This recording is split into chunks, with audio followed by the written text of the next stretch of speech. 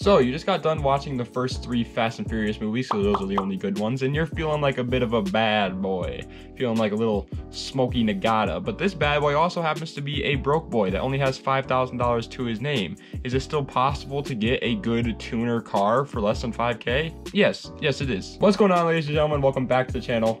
My name is Mark Roden, and that is exactly what we're going over today. Top 10 best tuner cars that you can buy for less than $5,000. This is obviously for you boys that want to be ripping around in your Hondas past your neighborhoods and making everybody stay awake at 3 a.m. With that out of the way, let's get right into the video. So a list about tuner cars is absolutely not a list at all without at least one Honda. And you know what Honda is incredibly underrated? The freaking Honda CRX. The Honda CRX actually came with the exact same motor that they managed to stuff into the Honda Civic EF. It's called the B16A1, and it was a 1.6 liter inline 4 that makes a very, very nice for the late 80s Japanese cars, 150 horsepower. Now, yes, this car is front wheel drive because it is a Honda, but that doesn't mean much of anything because this list is for tuning, not for drifting. So you're not going to be able to do donuts in your CRX if you decide to pick it up. But to be honest, a lot of front wheel drive cars seem to be the best tuners anyway.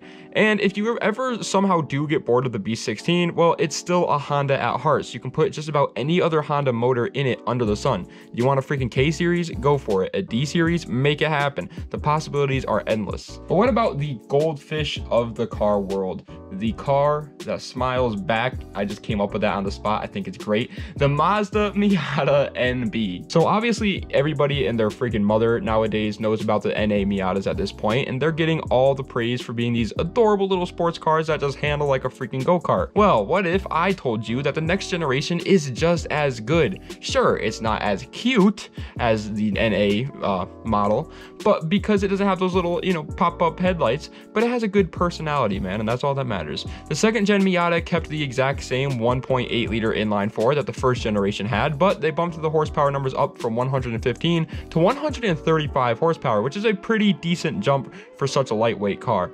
And yes, it was still rear-wheel drive as well, so if you want to practice drifting in your newly acquired NB Miata, go for it. It's not going to be the easiest thing though, because this car really shines in handling. With such low power, being lightweight, and also being the perfect 50-50 weight distribution, it's an absolute no-brainer that this car is chosen by autocross drivers absolutely everywhere. What about you American boys? What about you cowboys out there? Has there ever been a car made by an American company that's good for tuning and is a quote-unquote tuner?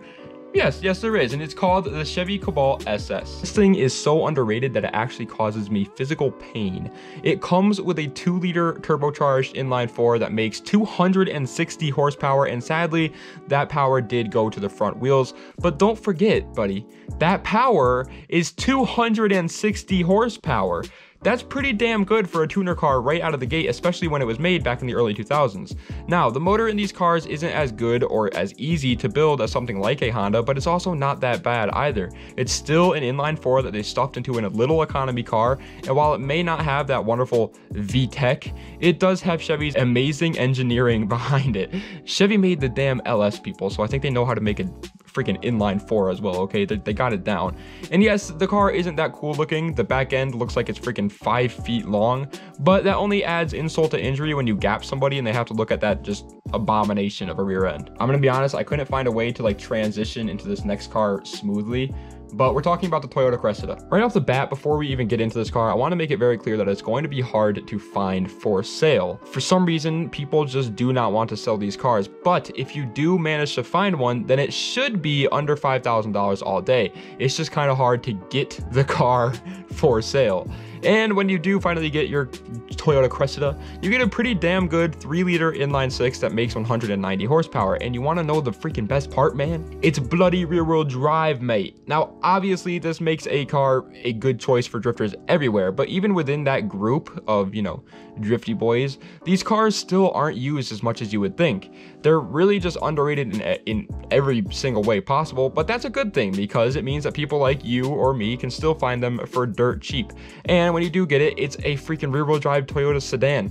That's like the perfect recipe for a drift car. All right, so this next car is kind of different from the rest of the list because it isn't a very small little inline four that they stuffed into an economy sedan, but rather a massive V8 that they decided to stuff into a catfish. We are of course talking about the Chevy Camaro SS 4th generation. The 4th gen Camaro got the nickname catfish due to its very odd looks, but don't let the looks fool you because this car did still come equipped with a freaking LS motor. All right, that's a pretty damn good motor. And the LS that this one has is the LS1, which is a 6.2 liter V8 that makes a very nice 305 horsepower. Now, obviously, this car can be titled as a muscle car and not a tuner car, but I would argue that the LS motors are one of the most tuner motors out there. Yeah, obviously, when you think of the word tuner, you think of like young kids and their Hondas, but why can't the LS fit in there? I mean, it's literally one of the most legendary engines to exist. People put them in everything and for good reason. They can make insane power for dirt cheap. Just honestly though, if you are thinking of buying a 4th generation Camaro, just be ready for all like, you know, the little TikTok kids making fun of you because these cars are, you know, not the best looking. I'm not gonna lie to you, so just get ready for all that. But okay, all right, I get it. I hear you loud and clear, buddy. A Chevy LS is not a tuner motor. Let's go back to the Japanese cars for a bit. Let's talk about the Lexus GS300. The GS300 is one of Toyota's many different cars that came equipped with a 2JZ, except this is the naturally aspirated version. So no, you're not going to be able to get 1000 horsepower out of like simple bolt-ons, but it's still pretty freaking good for tuning. Obviously, it's on my list. It's got a 3-liter inline 6 that makes a decent 225 horsepower, and most people say that you can get the naturally aspirated 2J up to about 600 horsepower reliably without even opening the engine up. That's obviously extremely good. Now, there is one huge downside, an elephant in the room when it comes to buying a GS300, and that is that they are all automatic transmissions only. Obviously, yes, you can swap it to a manual transmission, but that's a lot of work and money and can be an absolute just hassle that you're not going to want to do, especially if you're looking at one of these as your first car. You could, however, try to find a Lexus IS300 for under $5,000. That's manual, but you're going to have your work cut out for you because those manual IS300s are pretty damn hard to find right now. So what car is there then that's manual and just as good as the Lexus GS300? What about the freaking 1st generation or 1G Mitsubishi Eclipse GSX? I gotta remember that part. The 1st generation Eclipse came out, and to be honest with you, it didn't really get like a lot of praise. Actually, if I'm being 100% honest, it still doesn't get a lot of praise. But people who have a very high IQ, people that are going to Harvard when they graduate high school, will soon realize that these cars are absolute monsters. You know how there's not like many Japanese cars that people build to be like actual drag cars? Well, the 1G Eclipse is built to be a drag car all the time. Partly because it came with a 2-liter turbocharged inline 4 that made 150 horsepower, partly because it was all-wheel drive, but mainly because that engine, the 2-liter turbo inline 4, is the same engine that they put in the freaking Evos, the 4G63. And in case you don't know, pal, the 4G63 is an incredible engine to modify. People modify Evos all the time to be just straight line monsters, and this thing is pretty much an Evo if it was going through like a teenage rebellious phase. Now, the looks, in my personal opinion, aren't all there, especially compared to like the 2nd generation Eclipse, but it's a tuner car. It's not meant to be a showstopper. All right, so now we are into the top 3, the 3 best tuner cars for less than $5,000, and I absolutely have got to talk about a car that gets zero love, the Dodge Stealth. The Dodge Stealth is a car that's kind of like the Subaru BRZ/FRS/GT86 in a way. And no, I don't mean that it's incredibly slow in a straight line. I'm sorry, BRZ guys. I like the car. They look cool, but they're just pretty slow. But I mean that it is a shared car between 2 companies, and those companies being Dodge and Mitsubishi. That's right, baby. The freaking Mitsubishi 3000 GT and the Dodge Stealth are pretty much the exact same car, just with a little tiny bit of changes to the outside, like some weird taillights and a different like weird spoiler that's like underneath the windshield on the Stealth. But the motor that came in the car is the exact same. It's a 3-liter V6 that made 164 horsepower, and yes, it was front-wheel drive as well. And before you comment that you're not going to be able to find a VR4 for under $5,000, you are right. If you want a Dodge Stealth, you are going to have to get the base model. You are not going to be able to find a VR4 for less than $5 grand. But do not go run and hide under your pillows and turn on lo-fi hip-hop on YouTube just yet, because that motor is still pretty damn good to push power out of. People say that you could get them up to 500 horsepower pretty reliably, and that's very good for a very light sports car built in the 1990s. But we have not mentioned one single European car in today's video, and that has got to change. We are going to talk about the Volkswagen GTI Mark IV. I want to start out by talking about the Mark IV GTI by telling you a saying, okay? And it goes like 1.8T never lose. And you may be asking yourself what that means, and it's not some dude's Call of Duty ratio, all right? It's the motor that came in the car, a 1.8 liter turbocharged inline 4 that makes 170 horsepower stock. But once you start to, you know, tinker with it a little bit, add your own personal touch to it, and add a little bit of love to it, you can easily get these motors up to 350 horsepower with simple bolt-ons and a tune. That's like insanely impressive, all right? Hondas don't even do that. Good job, Volkswagen. And once again, since this car was built so long ago, it's also pretty light, even though it is a hatchback.